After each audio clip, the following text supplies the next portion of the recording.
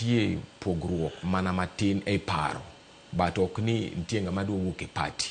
Koro pogruok e paro is part of democracy. To kineno jowa matindo, obed Babu Owino, obed Edwin Sifuna, obed Ruth Winnie Odinga, gite gidwaro mana space mondo winjgi. To gimbe gidwaro mondo gikel ji e party kendo gijiw party.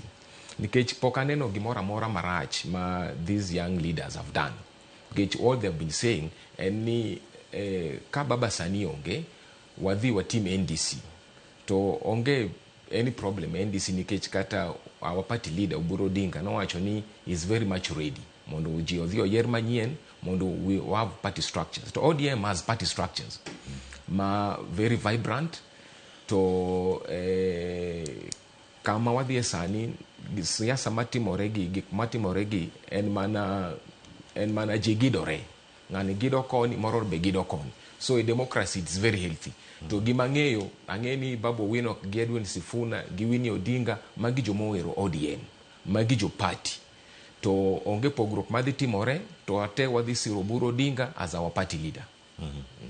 Kamana chal mar wach kama gintiere sir mar oganda Luo onego make machal nade Esbo nikech wacho ka gin gik moko ariyo. Nitie duond bura mar ODM kontiere oganda Luo, wach ni gin adek, mano kwa medo nyaka machielo mano mar anyuola, mano mag joka Wuor mayudore sa kwa Bondo, mano korgi Oburu, mago jo anyuonde kama entiere. Kiwacho ni pogruok ntiere, en creation mar dhano kose en gimoro ma ng'ato nyalo wacho ni ero en gima osetimore nyaka sani? Sir mar oganda Luo kata weche mosebedo ka wuok mokwongo wang'e maler ni pok wachango nyaka nyicho wit jakom. To king'iyo party marwa mar ODM, party mar ODM ok en mar oganda Luo kendgi.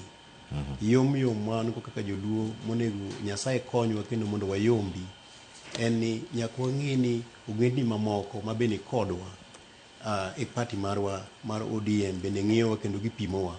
Kata kiwinjo mbaka magigoyo, giwacho ni nyaka wang'e ni party ni en mar ji duto te. Joka Wuor kanyo wuoyo kare nikech gin bende nyaka gigol duondgi. Tadiera makende en ni joma tindo gi ka wuoyo, gin bende gidwaro mondo gin bende giyud space. To kaka oganda Luo nyaka wawuo kod dhok achiel, nikech king'iyo historia marwa kaka oganda Luo wasea mabor e Luo ka manyaka nyathi mabogno osenegi nikech imanyo space mar political power e Kenya ka.